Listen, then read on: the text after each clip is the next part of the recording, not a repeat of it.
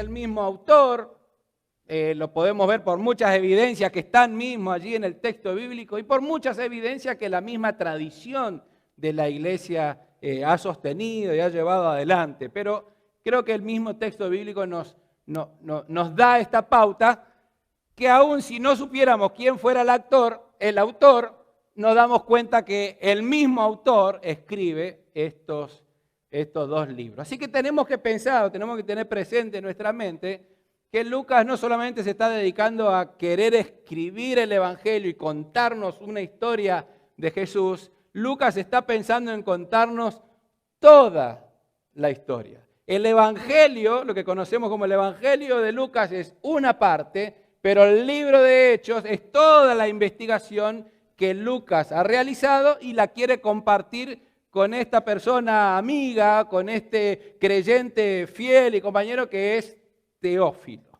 Así que esta unidad, Lucas y Hechos, y nos damos cuenta de esta continuidad. Después, si comparamos las dos introducciones, nos vamos a dar cuenta también que sería como un solo escrito.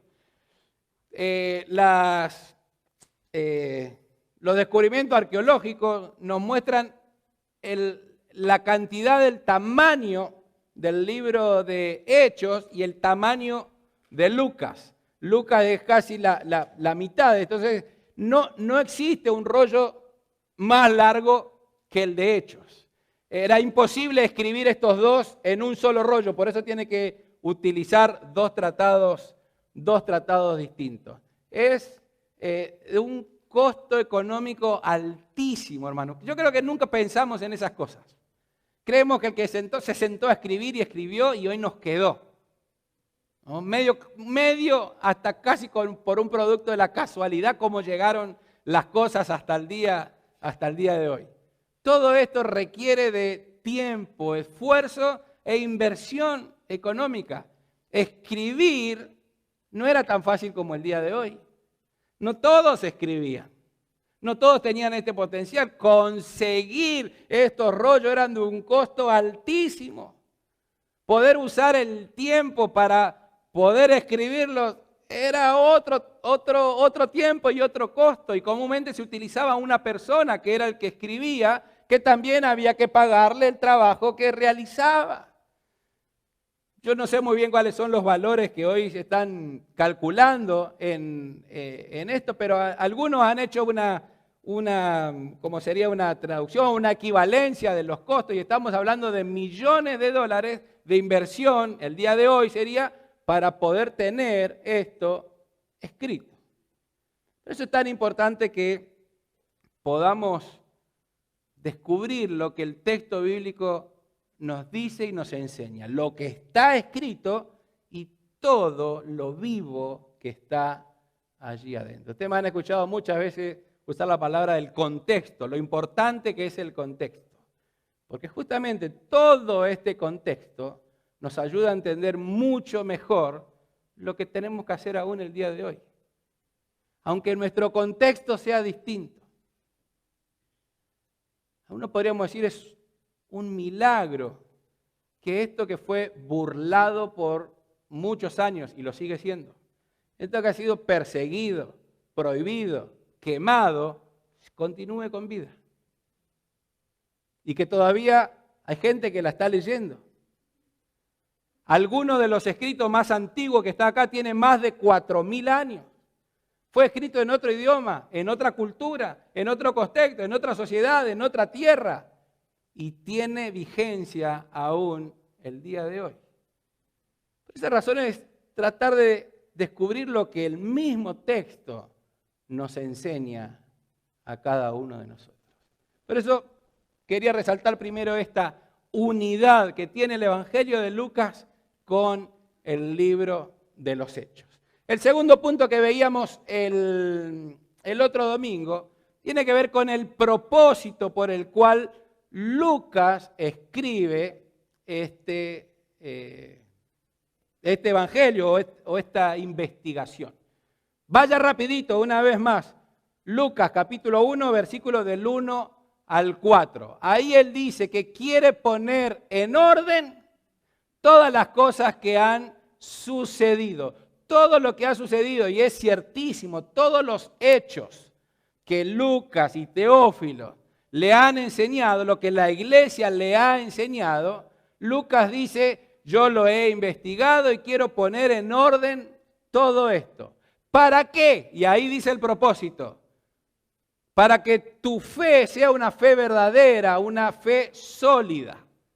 Para que puedas creer en la verdad, para que tengas certeza de la veracidad de cómo te enseñaron todo lo que Jesús comenzó a enseñar y hacer. Lo que necesitamos es una fe verdadera y una verdad sólida. Hermano, ¿tu fe es una fe sólida? Porque el propósito por el cual Lucas escribe es para que nuestra fe sea sólida, para que podamos confiar, para que podamos saber que esto es verdad, que esto es ciertísimo. Ellos no andan con historias, con cuentos, con leyendas. Lo que Lucas está escribiendo es, esto es verdad, estos son los testigos oculares, estos son aquellos que estuvieron con Jesús, los que lo vieron. Lucas no lo había visto, Teófilo no lo había visto. Ellos aprendieron de Jesús, a ellos le enseñaron de Jesús. Lucas no era uno de los discípulos. Por eso Lucas está investigando con aquellos que fueron sus discípulos, que fueron testigos. Así que los discípulos y otros que fueron testigos, que no necesariamente eran del grupo de los 12, como por ejemplo, mucha de esta investigación son conversaciones con María. Muchísimos detalles que tenemos en el Evangelio y que tienen que ver con María, son esas conversaciones que solo María podría haber sabido lo que estaba pasando. Como ese detalle que dice, pero María guardaba todas estas cosas en su corazón. ¿Quién otro sabría esto que no haya sido María? Por eso necesitamos darnos cuenta que el propósito por el cual Lucas escribió sigue siendo el mismo propósito para nosotros el día de hoy.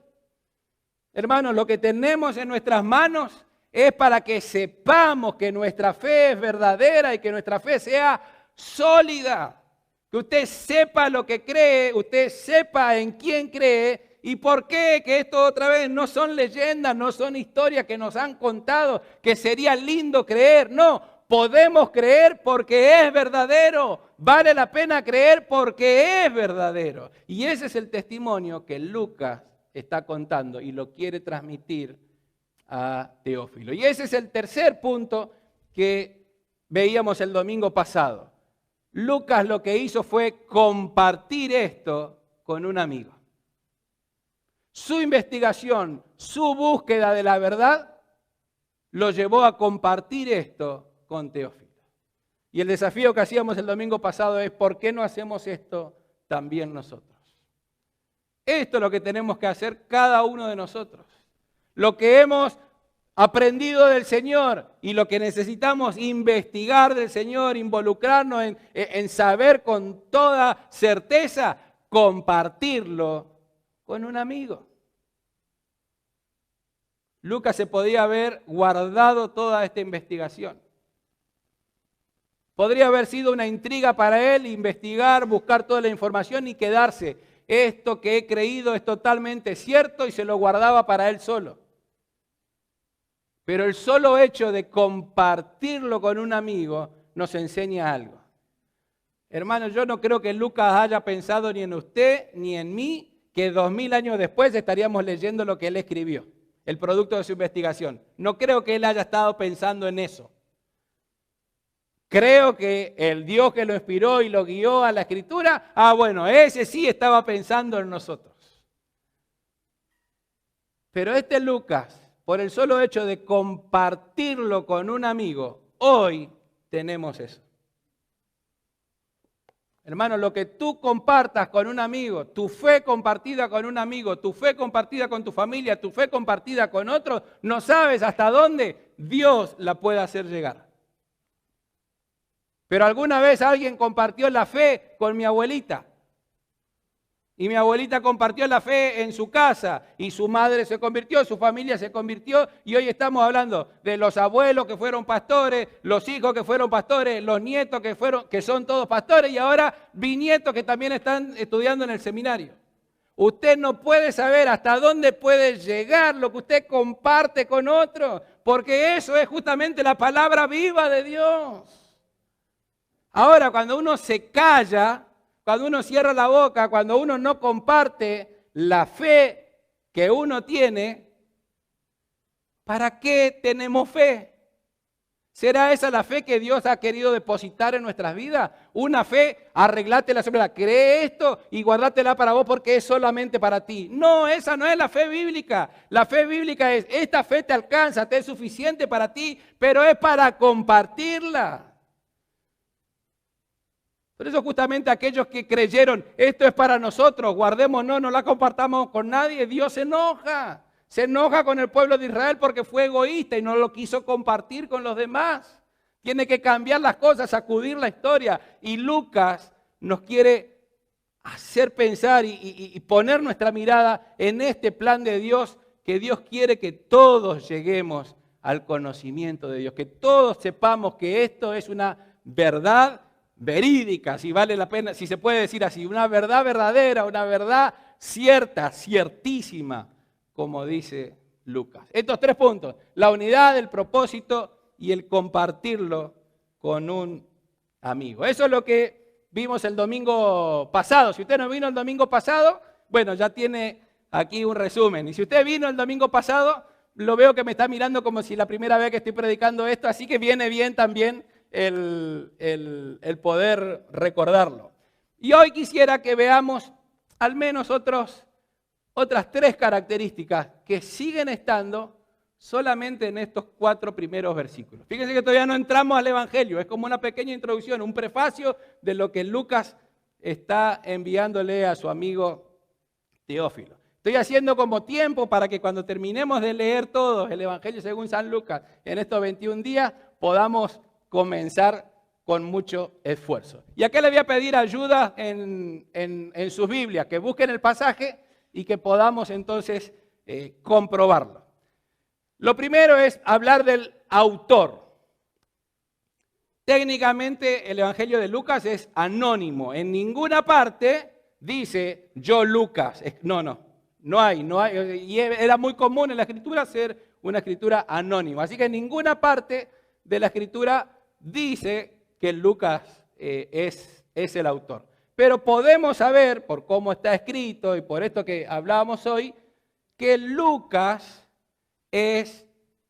o alguien que se llamaba Lucas, es el escritor de Lucas y de Hechos. Y que tiene que ser este Lucas que es mencionado en solamente 3 oportunidades en el texto bíblico. Ni en el Evangelio ni en Hechos aparece su nombre. Que después voy a hablar de eso. Pero ayúdeme a buscar estos pasajes. Todas son cartas de Pablo, así que todos sabemos que esto es la historia que sabemos. Era médico, era compañero de Pablo. Bueno, busquemos el pasaje bíblico. Colosenses capítulo 4, versículo 14. ¿Quién busca ese pasaje? Colosenses 4, 14. Levante la mano, así ya hermano Edwin. Filemón, como es uno solo, es el versículo 24. ¿Quién busca ese? Son todas las cartas de Pablo al final. Hermana Ivy, Filemón 24. Segunda de Timoteo, capítulo 4, versículo 11. Es el tercer pasaje. ¿Quién busca ese segunda de Timoteo? No se peleen, no se peleen. Ah, bueno, ya Grisel levantó la mano primera. Mire, todo Puerto Rico. 3 puertorriqueños. Segunda de Timoteo 4, 11. ¿Está? Bien, vamos con el primero. Colosenses. ¿Qué dice Colosenses? Colosenses 4, 14.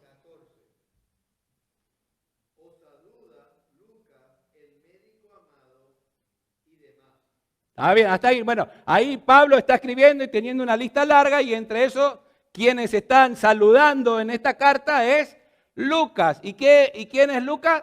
Médico amado. Fíjense la única descripción que tenemos de Lucas acá. Lucas es médico y es muy amado por Pablo. ¿Ah? El otro pasaje, Filemón, la carta que Pablo le escribe a Filemón, versículo 24, Ibis.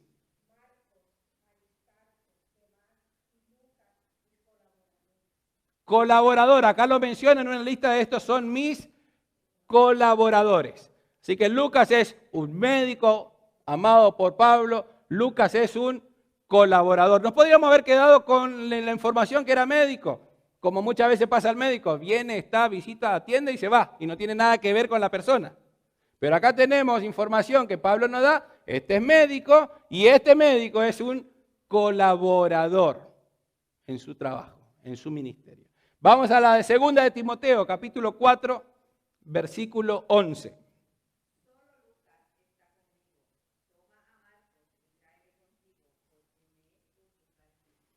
Este es uno de los pasajes más tristes. Lo han abandonado a Pablo, muchos se han ido, lo han dejado sus propios compañeros de milicia, hoy lo han abandonado. Y dice, bueno, solo Lucas. Y ahí él menciona algunos. Sí que no era un cualquier colaborador. Era un hombre fiel y que continuaba allí adelante en este trabajo. Qué importante, hermanos, es el no querer tener el protagonismo en la obra del Señor. Lucas podría haber, no te olvides de anotar, poner Lucas, yo escribí esto, yo hice este trabajo y que todo el mundo sepa que fui yo el que hice este trabajo de investigación para que después no se lleve la gloria ni los laureles otro. El que trabajó duro, el que investigó, así que por favor, le dice al escritor, pon allí Lucas y que no sea cualquier Lucas. Y uno empieza, esa es nuestra manera de pensar, esos son los criterios del tiempo de hoy. ¿Dónde vieron un libro hoy que no aparezca grandote? ¿Quién es el autor de ese libro? Y además buscan que alguien haga un prefacio grandote a favor del autor. Así se escribe el día de hoy. Pero Lucas, ni en Lucas, ni en Hechos, menciona jamás su nombre. Y en todo el texto bíblico pensamos que va a aparecer más. Solamente en estas tres oportunidades que Pablo nos demuestra que es médico, colaborador y un fiel servidor de la palabra de Dios. Ese es Lucas. Pregunta, ¿serán esas nuestras características de vida cristiana? No necesitamos ser todos médicos, pero nos está mostrando de alguna manera. A algo se dedicaba, a algo le dedicó la vida. Fue un profesional en la vida. Hermano, hay que empezar a estudiar más y desarrollarse más. Dios nos abre oportunidades de prepararnos. El estudio no es un gasto, hermano, jamás. Es una inversión total. Es cierto que a nosotros los hispanos nos tienen que cambiar el chip, porque para nosotros ir a la escuela y pagar es gasto. Bueno, eso está mal, eso nos metieron mal en la cabeza, ¿no? Que Dios nos cambie esa manera de pensar. Pero acá vemos a un Lucas profesional que trabajaba de esto. Pero también sus características como un colaborador en la obra, alguien que está presente. Y alguien que aunque los demás abandonaron la obra, sigue firme adelante. ¿Son esas nuestras características el día de hoy? Creo que el Evangelio de Lucas nos puede enseñar hoy quizás estos tres puntos. Este es el autor. No era uno de los 12, pero fue a investigar con aquellos que sí estuvieron con Jesús. Aquellos que lo vieron, aquellos que lo escucharon de primera mano. Y con esto voy al segundo de los puntos. La estructura que vamos a encontrar en este evangelio. Le voy a dar muy breve, muy cortito esto, pero para que sepamos cómo Lucas diseñó este escrito. De alguna manera está dividido en 4 partes. Los 2 primeros capítulos, capítulo 1, capítulo 2, si ya lo leyó, ya se habrá dado cuenta. Lucas hace un paralelismo, una comparación entre Juan el Bautista y el mismo Jesús. El nacimiento de uno, el nacimiento del otro. El milagro del anuncio de un ángel con uno, de un ángel con el otro nacimiento. El ministerio que cada uno desarrolló, ¿no? Juan el Bautista es el profeta enviado por Dios, es el profeta que Dios había prometido. Él es el que prepara el camino para el Señor y Jesús es el Mesías prometido del Señor. Entonces en estos dos primeros capítulos hace esta relación entre uno y otro y los compara muy bien. Y prácticamente habla de las mismas cosas en uno y en el otro. En los capítulos del 3 al 9, que sería la segunda parte de esta estructura, Lucas nos habla de todo lo que Jesús hizo en su pueblo natal, en su tierra natal, arriba en el norte, en Nazaret. Sabemos que Jesús era de Nazaret, pero Lucas nos cuenta todo su ministerio iniciado allá arriba. Importante ese detalle que Lucas pone. Porque muchas veces pensamos que todo ocurre en Jerusalén. Y Lucas nos va a contar solamente este detalle. El Evangelio empieza en el templo y termina en el templo. Después va a encontrar ese detallito. Comienza en el templo. Un sacerdote llamado Zacarías le tocaba ir a entrar, bueno, y estaba en el templo. Y después termina el Evangelio. Cuando Jesús resucitado está con sus discípulos, cuando le da la comisión de llevar este anuncio a todas las naciones y él ascendido a los cielos, el pueblo o los discípulos vuelven a Jerusalén y estaban gozosos, gloriosos todos los días en el templo. Empieza y termina en el templo. Es un detalle que Lucas pone aquí. Pero inicia el ministerio de Jesús, inicia todo lo que va a realizar en Nazaret. Entonces, desde el capítulo 3 al capítulo 9 vamos a encontrar milagros, sanaciones que Jesús hace y todo ocurre allí en Nazaret. Por eso es tan importante el saber ubicarlo. Cuando nos ubicamos, qué es lo que está pasando, entendemos mejor lo que el autor nos quiere decir. La tercera parte, desde el capítulo 10 hasta el capítulo 19, Lucas nos empieza a contar toda una trayectoria de Jesús moviéndose desde Nazaret hacia Jerusalén. Y es un caminar. Todos estos capítulos, todo lo que nos van contando allí, otra vez diferentes milagros, sanidades, enseñanzas, parábolas, todo lo que está escrito allí es en un caminar. Para Lucas es muy importante el caminar. Es más, todas las cosas se dan en el camino, mientras caminamos. Por eso todos estos capítulos Jesús se va moviendo desde Nazaret hacia Jerusalén. Y los últimos capítulos del 19, la mitad del final del 19 hasta el 24, es la última semana de Jesús. Como todos los evangelios que le dedican muchísimo más tiempo de su escritura a lo que sucede en la última semana de Jesús. Así que, primero una comparación del nacimiento, toda su infancia, es el único que da detalles de la infancia en Nazaret y el inicio de su ministerio, trasladarse hacia Jerusalén y la última semana en Jerusalén. Así que eso es lo que va a encontrar usted cuando vaya estudiando. Y lo tercero que me gustaría que pensemos es esto que Lucas hace. Una investigación, una búsqueda de la verdad. Hermanos, la fe es una búsqueda. La verdadera religión es una búsqueda de la verdad. Es buscar aquello que necesita esfuerzo. Cuando nosotros nos olvidamos de nuestra parte de la búsqueda, nos estamos perdiendo todo lo glorioso que Dios tiene para nosotros. En ninguna parte del texto bíblico no hay ni un solo ejemplo en toda la Biblia que Dios le haya hablado o inspirado a haraganes, que no estén haciendo nada. Dios siempre ha hablado, siempre se ha movido y ha inspirado a aquellos que han estado trabajando en distintos tipos de trabajos. Porque a lo largo de toda la Biblia encontramos reyes y encontramos trabajadores del campo.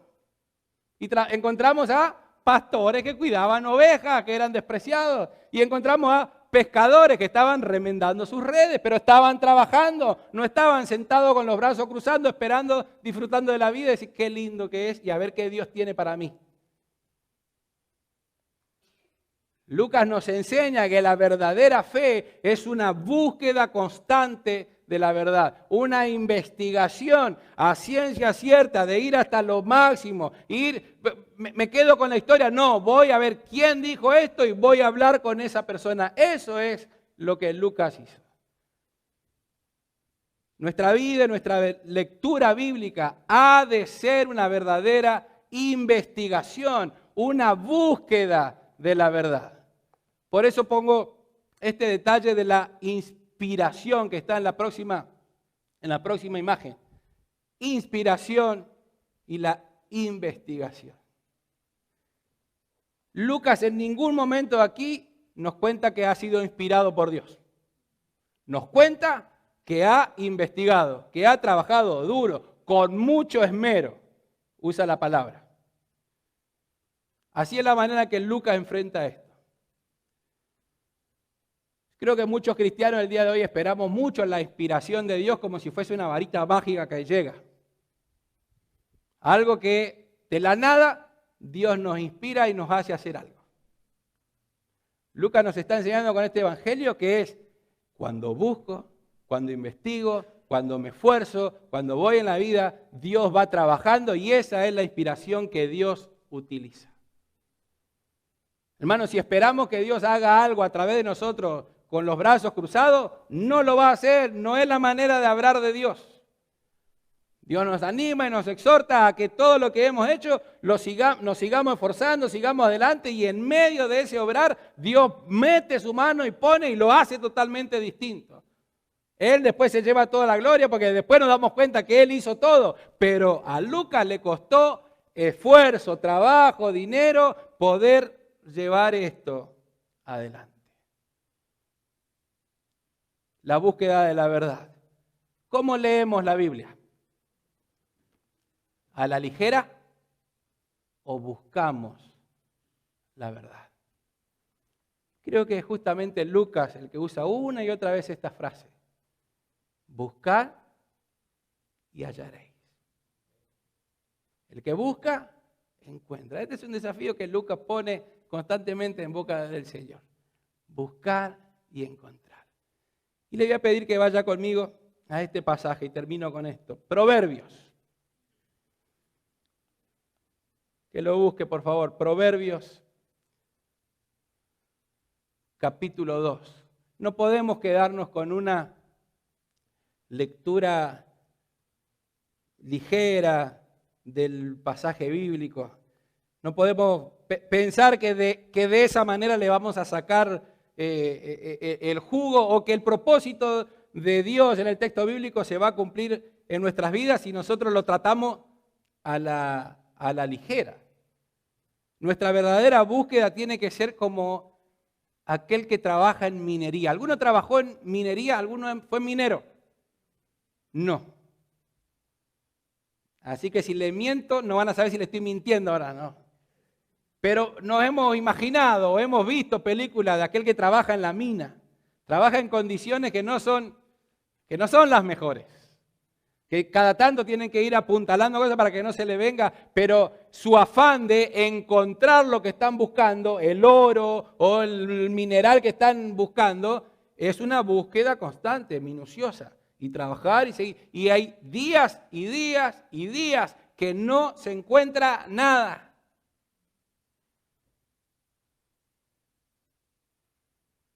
Pero un día se encuentra. El que busca, dice Lucas, encuentra. Hoy agarré la Biblia y Dios no me dijo nada. Tranquilo, seguí. Hay una historia, y a mí me pasó también con mis hijas, pero no voy a contar la de mis hijas, voy a contar la historia. De una nena que fue a la escuela, primer día de clase, toda la emoción, llega a la escuela, aprende todo lo que puede aprender en un día de clase y vuelve a su casa. Y cuando vuelve a la casa, le dice la mamá, ¿aprendiste hoy?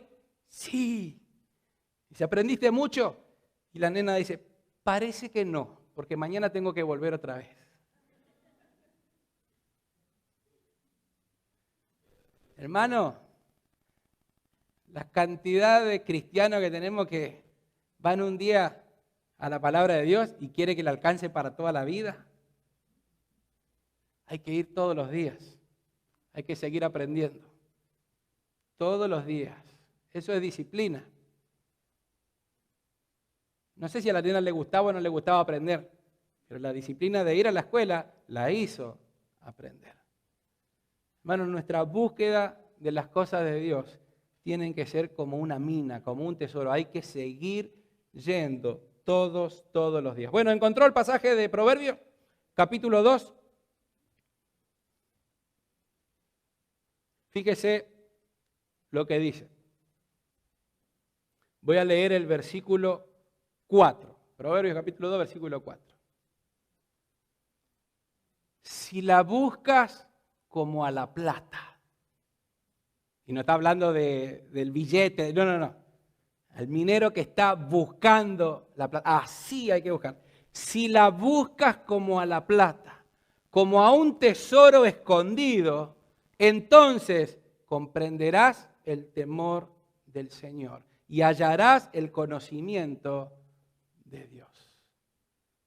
Hermanos, Dios nos da la posibilidad de darnos su conocimiento, de darnos la oportunidad y la posibilidad de aprender a honrarlo, a temerlo. Pero hay que buscarlo como a la plata, no a la ligera. Lo único que salimos perdiendo cuando hacemos las cosas a la ligera somos nosotros. Mi oración para el día de hoy, como les había dicho que iba a terminar, y tengo que terminar, y aunque no está mi mujer, están mis dos hijas que me van a hacer señales allí atrás. Hermanos, busquemos con ansia el tesoro de la palabra de Dios. Como dice Proverbios, si la buscas como a la plata, como a un tesoro escondido. Si usted está buscando un tesoro escondido, va a seguir buscando, hasta saber que lo va a encontrar. Aquel que sabe que está el tesoro, lo va a buscar. Aquel que abandona la búsqueda no está buscando nada. Y el que no busca, no encuentra. Hermanos, que estos 6 puntos que hemos visto de Lucas y todavía no hemos entrado al Evangelio. Estamos viendo en el prefacio que Lucas le está enviando a su amigo Teófilo. Compartamos nuestra fe. Que nuestra fe sea una fe verdadera y una fe sólida. Y eso solamente se da si la buscamos como a la plata, como a un tesoro escondido. Inclinemos nuestros rostros delante del Señor. Tómese un tiempo para poder hacer un compromiso con el Señor, para poder decirle al Señor la manera en la cual usted quiere buscarle.